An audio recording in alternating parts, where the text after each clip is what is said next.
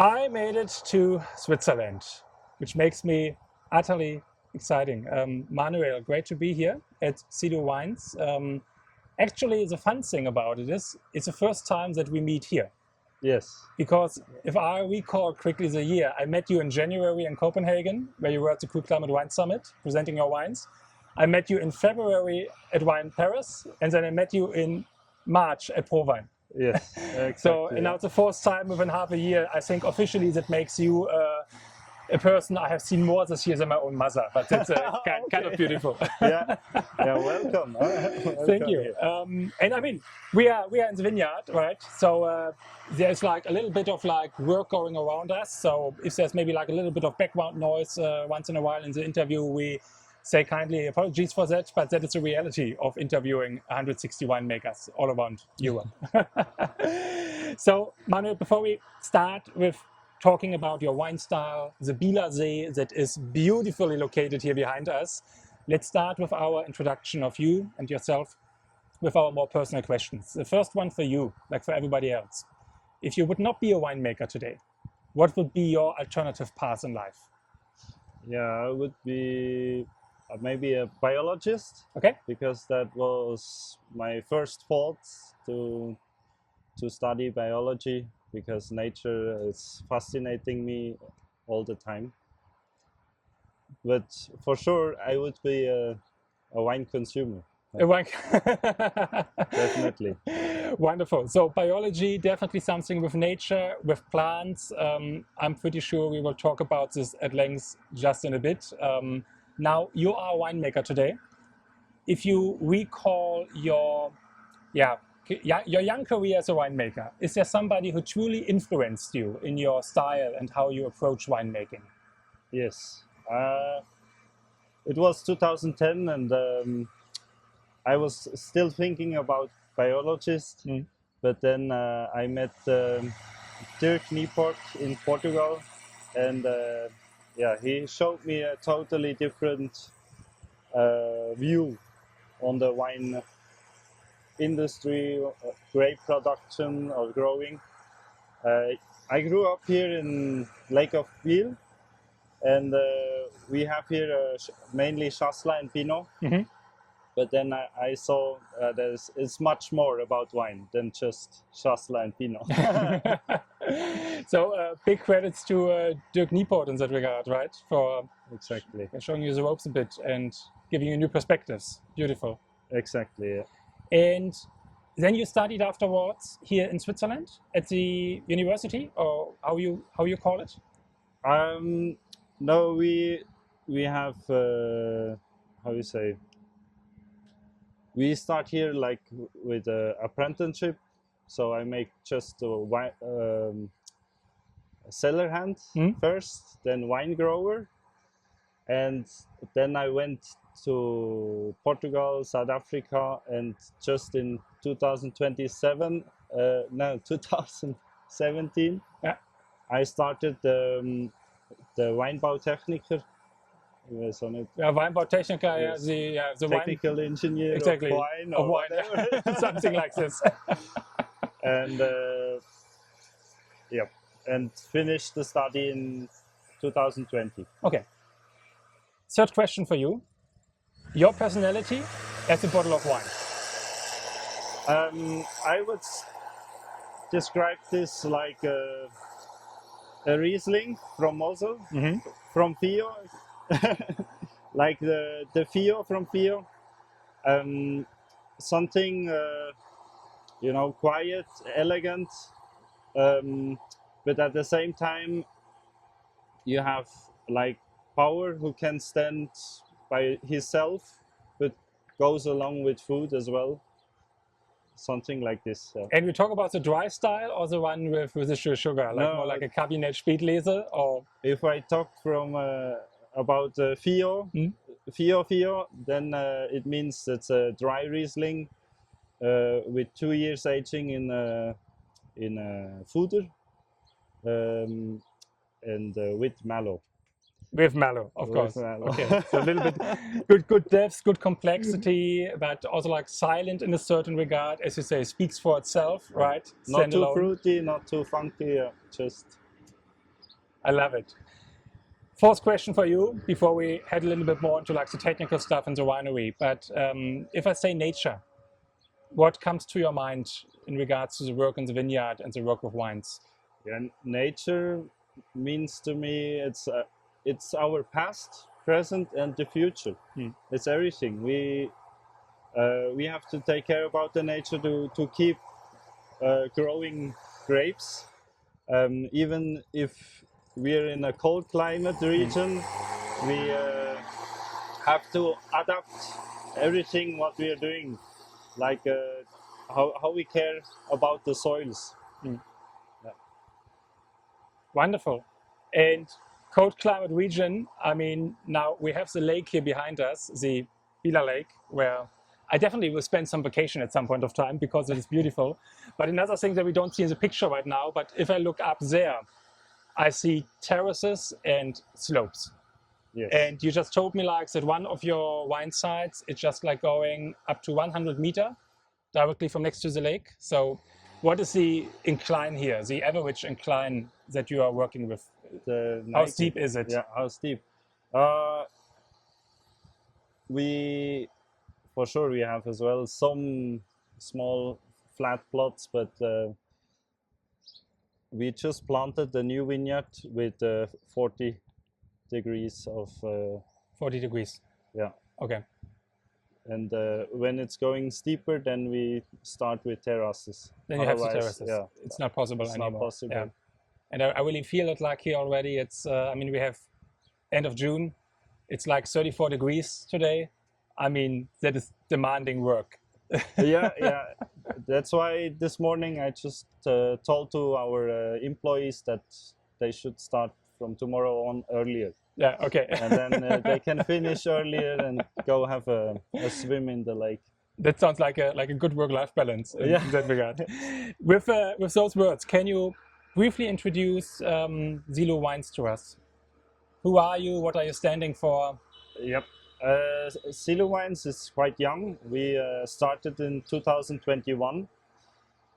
We took over 4.5 hectares. At the moment, we're about 5 hectares now. And our main variety is Pinot Noir, over 60% of the surface. And then we have a lot of different specialities like Chasselas, Chardonnay, Sauvignon Blanc, and Johanniter as well. Johanniter, okay. As a resistant or a hybrid variety. Especially fun as I'm just coming from my Poland trip, and I mean the Polish are of course like really crazy about Johanniter, so it's kind of interesting to see it here too. Yeah. And you are working today 5 hectares? Exactly. We worked organically in the beginning, but then 21 happened.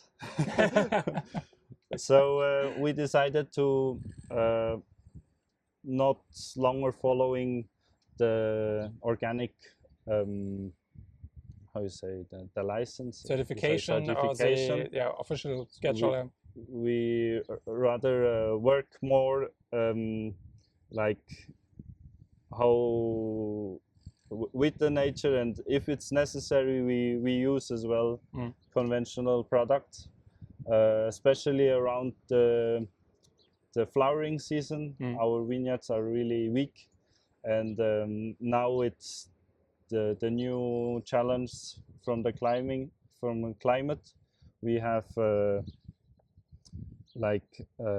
we had a hailstorm just 2 weeks ago, and if you don't protect your vineyards, then you just have too much losses of crop, or sometimes it's just because we work a lot by hand, and we can't afford to spray 2 times a day organically, 2 times a week, sorry, organically.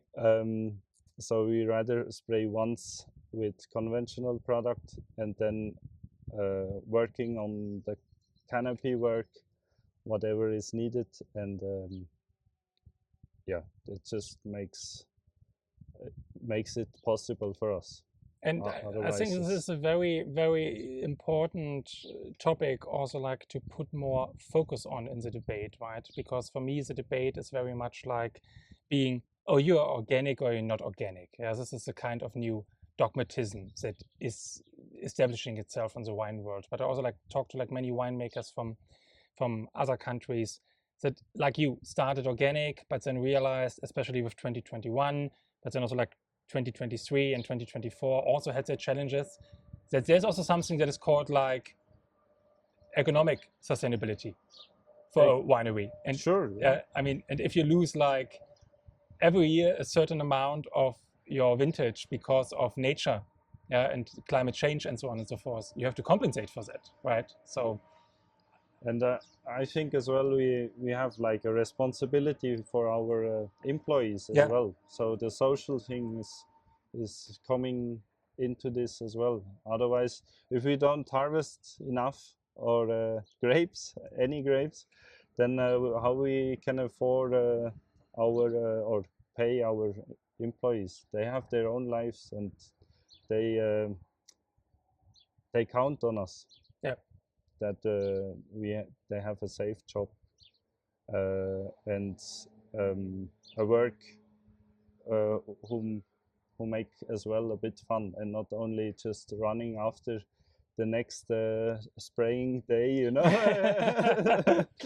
yeah, totally. And but at the same time, I mean, then let's talk a little bit about your wine style. Maybe that's a good good time to get something in the glass to experience it also. Yeah. You brought for us a Nobling, which I just made the mistake of asking you if it's like an indigenous like Swiss variety, and then you corrected me that it actually comes from Baden.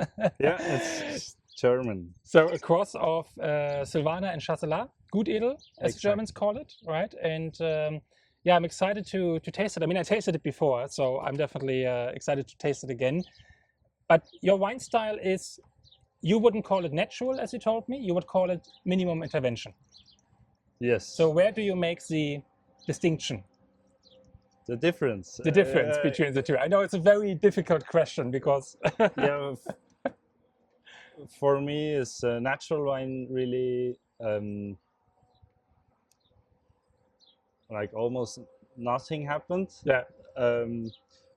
But we try to control as well the temperature during the fermentation, and we use sulfur as something that helps us to control the fermentation or just before fermentation, that we don't have too many other microorganisms going around and making funny how do you say, funny smells, funny stuff. Yeah, the typical horse stable wines, for example. Yeah. And so we see sulfur as something that helps us to keep the wine clean as well in the bottle for later, and the wine ages just a bit longer. But it's not like we putting a whole lot of sulfur inside. We're just a bit above the natural wine limit. Okay. Of if you take the raw, for example. Raw wine criteria, for example. Yeah. Okay. Then yeah, cheers on that, and let's have a look at the Nobling here. 11% alcohol I see on the label. Yes. This is also like something we can talk about in a second with the second wine, but this is important for you, right? That you have low alcoholic wines. Yes, that's our goal, to produce wine who makes pleasure, who have the tension and the body, but with low alcohol. And here we have a really nice example. That Nobling was harvested in 2022, so it was a hot year, and usually you expect a lot of sugar, a lot of alcohol, but we keep harvesting earlier than the others in our region, just to maintain the alcohol level in a lower range. So here we pick the grapes, we press it, and then we just take the clean juice into the pyramid barrel, Mm-hmm. and then we let it ferment and leave it there for 1 year on the whole lease. 1 year on the whole lease, okay. And that's something special maybe as well, because of this pyramid barrel. It's like an egg-shaped barrel, and you have this movement of the wine inside. Yeah. So the yeast gives the power in the mouth, I think. I totally can agree with that. I mean, it's kind of interesting how, I mean, from the nose profile, I mean, I definitely see a joyful summer wine here in the glass, right? I mean, and you said 2022 was a warm vintage. I definitely can feel that because it really has actually some hints of tropical fruit even. I think it goes like a little bit into the mango direction even, which I think is very beautiful. It has a little bit of, and there I was uncertain if I have something malolactic or something yeasty, and probably I have both, because for me it's a little bit like mango lassi in a certain way. And therefore I'm just like, honestly, we sit here at 35 degrees by the lake, and I'm just like, yeah, it's chilled like mango lassi would be of course like beautiful. So it fits totally like to this whole like image I have. But also like the yeast really gives a nice touch of this like butter brioche characteristics. But as I say, in the mouth you have the substance, you have energy, you have tension, you have spiciness, right? And this is something interesting for like such a joyful 11% alcohol wine that still comes with so much seriousness in the mouth, on the palate. I really appreciate this actually about it. And do you feel the acid at the end? It makes really fresh, and it cleans the palate and make you feel like getting the next sip, you know? Totally. That's our idea, to make a wine who gives you joy and pleasure, and with low alcohol. We rather drink 3 glasses of wine than wine with 15 alcohol, and then after 2 glasses you're done. And not only on the evening but also the next 2 days actually. Know that pain. I mean, we all we all started with Chateauneuf du Pape and ended at some light wines like this, right? That's typical development at the moment. But talking about the young people, I mean, if you look in the press in Germany or anywhere else, everybody's in a panic because the young people drink less and they like different styles of wine. We talked inside that your audience is fairly young because you have a young spirit around your brand and the wines are maybe tailored to them. How do you experience the problem with young people drinking less and having different trends? We don't want to follow trends. We want to follow our heart if we're doing wine.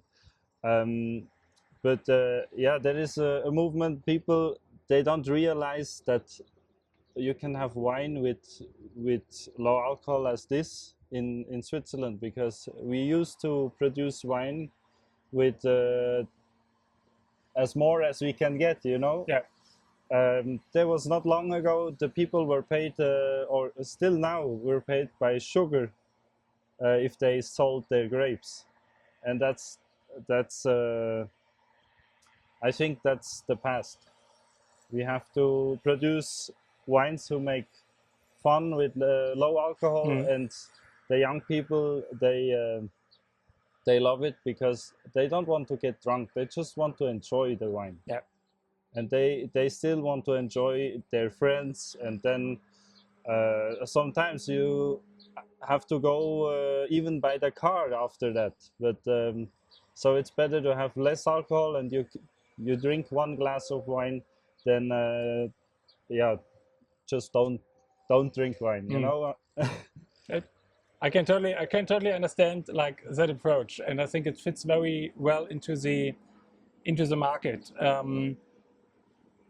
We talked already about the challenges that you are also having here, given global warming, and what I got from many winemakers that I interviewed so far is something that we hear again and again.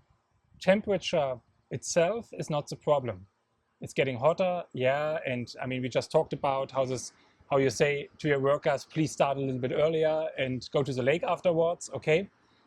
But we can cope with that. I think the problems are other things like changing weather patterns or more like extreme events. And Yes, this is also what you experienced here at the Bielersee in the last couple of vintages, right? exactly. Like extreme droughts. Mm. Now we're running to a next drought again. I mean, last week it was already 33 to 35 degrees, and this week again with no rain. And I think always it can't go further like this. The whole atmosphere is loaded with energy, with heat, and then you have the lake with a lot of humidity who comes up. Once like the wind is turning, you will get another thunderstorm or even a hailstorm. We just had one 2 weeks ago, and it was like the wind was with 145 kilometers per hour. 145. Okay. Wow. So all our shoots were just flying out of the wire system. Yeah. So we had to re-put them one by one inside. But luckily we had a lot of volunteers helping us. Over 30 people just came in 1 week, maybe just a half day or a whole day, but it helped a lot. And this makes us the problems, not the heat itself. And I think with the experience I got in Portugal and South Africa, we can easily adapt our processes in the vineyards to the heat. We just take less leaves away and keep like an umbrella to protect the grape from the straight sunlight. But like last year we had frost in the springtime. This year we have heat and hailstorm. You never know. Every year is a bit different. If I look at the last few years, we were just starting. 21 was crazy everywhere, I guess. Then 22 was amazing. Then we had like the perfect match between hot weather and water. 23 was here different than around. We think it's because of the Jura. So the rain weather was just following the Jura or went to the Alps. So you were just drying out here? We were drying out from end of June to end of August. And then we just started to make different wines, like the blocks were very good for Pinot usually. We used for Rosé because they stopped working. They just let the leaves just shutting falling down and shut down. We had 11 alcohol in the Rosé. It's perfect. It's really juicy and drinky.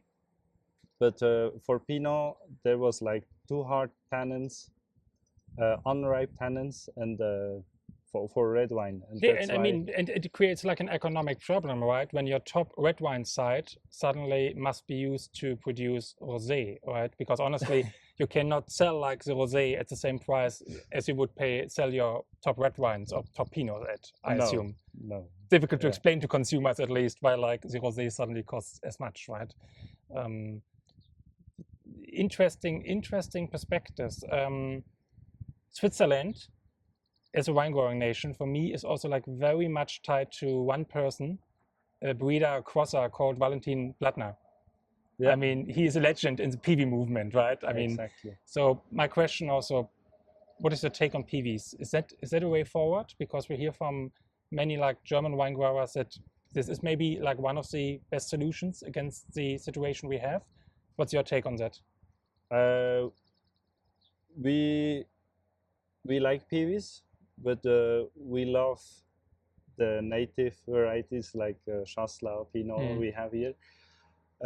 So we have some special conditions here. Sometimes we just work by hand. We even spray with we call it the gun. So we pull up 120 meters of hose just to spray the vineyards in the fields who are not accessible for our machineries. And there I see a big potential with to work with PIWIs. And close to small rivers, we have here the lake. So somewhere is water coming from the top of the Jura. And so we keep like 6 meters of how you call it, like a zone of PIWis that we haven't to spray, or just a little with organic products to protect the rivers the water going down as best as possible.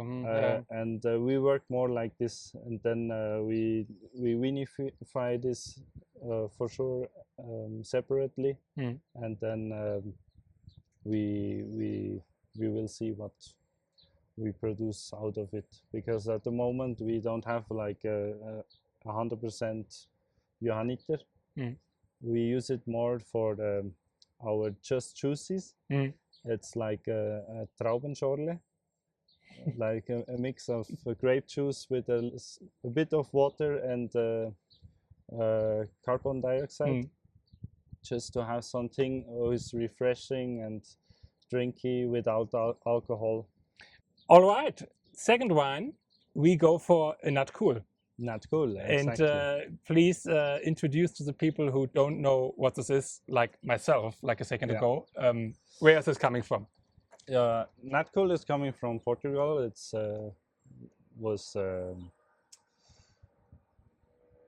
Niepoort who built up this movement. And the idea of Nat'Cool is natural and cool. So wine who is as natural as possible, but without any faults or funky flavors. Clean wine. Clean wine. So maybe I can show you later a board with all the rules on it. Please, absolutely. So the first rule is no rules. The second rule is respect always rule number 4. No, rule number 1, sorry. And the idea of the style of wine is less is more. So less alcohol, less extraction, less mess is the how you say, it's like philosophy they have, definitely. And like this you get a really drinky wine who is asking for more, and then a 750 milliliter bottle is not enough. That's why we keep it in a 1 liter bottle. But this is also part of the Nat'Cool philosophy, right? Exactly. Because I just told you that, like, I got another Nat'Cool the other week in Poland by exhibitor St. Vincent's. They have a pet nut that they also made together with Manuel Niepoort. So there's something like about your movement going on. Maybe we need an own category at the Cool Climate Wine Summit for everybody who has a Nat'Cool. Yeah. That's the first in Switzerland, but there are already Nat'Cools in Spain, Tenerife as well, France, Germany, and Poland. So obviously also Poland, yeah, exactly, out of all countries. And yeah, you have to approve as well the wines. So we send it samples to Portugal, and then they will try the wine, and then if it's approved, you will get the right bottle, because this bottle is was produced through Niepoort, and they distribute to all the Nat'Cool producers. We can maybe like show that like a bit in camera. It has this like engraving here, right? That is like saying Nat'Cool, and what is it, like a smiling sun or something like this? Exactly, yeah. Yeah. So it's a pretty cool movement. I mean, I definitely link to it in the show notes of the video. So if anybody wants to read more about it and haven't heard about it, And I mean, if you just look at the color, right? I mean, you immediately like get a feeling what it's all about. So just light and delicate and easy. As you said, no over extraction, right? We add 11% alcohol again. Yeah, exactly. And that's 100% Pinot. It grows in Le Paradis and Le Potteron. That's the block 100 meter above the lake level here. So we have there like a lot of winds and cooler nights because over the Jura, we have the wind. It's called Choron here. It comes almost in summer, almost every evening, and brings us fresh air down the hills. And that's now in 2023. It was the year with the drought. The vineyards just stopped producing sugar, and here we have 100% whole bunch maceration carbonique. As you smell and feel it, I wanted to say I felt a little bit reminded of Beaujolais touch. So yeah, I was about to ask you, is there any carbonic maceration going on actually? And I think it suits it very nicely. I mean, extremely juicy, extremely cherry driven, really like a little bit like bubblegum perspective in the nose, extremely joyful. I think the whole bunch fermentation really comes out nicely too. You have a little bit of this like rustique edginess that comes, the greenish touch that comes from the whole bunch, right? Exactly. Yeah. And then on the palate, I mean, it's fresh, it's juicy. It has a little bit of tannins, but you know, it's I rather drink this a bit cooler in summer than a rosé. That's my opinion, but I mean, luckily it's only like short before 12, and I have another interview scheduled afterwards. Because I mean, otherwise, with this view, honestly, I think I would just like stay around for a while until the bottle is empty. Now it's a beautiful conception and a beautiful philosophy that goes also like so much hand in hand with the trend of the time, in my opinion, right? People want clean wine, people want honest wine, people want joyful wines and lighter wines, especially the young generation. So I think this is really a super remarkable and cool movement to see. Yeah. And I see as well in the gastronomic part, it takes more and more place. Yeah. Because you just can work a bit different as well with the food. Because if you need always something juicy, fresh, and at the other side you can make like here at the lake a nice filet from I don't know the name in English. That's also what I also like struggle with in German. You know it? Hecht. Hecht. Yeah. Good. Yeah. Whatsoever. We can say a bass. You know, like some nice fish from the lake. Yeah, some nice fish from the lake in butter. You know, and then you have like the butter is fatty and a bit of almonds on it. Then it goes very well along with something creamy and fatty. Well, good that it's lunchtime, right around the corner.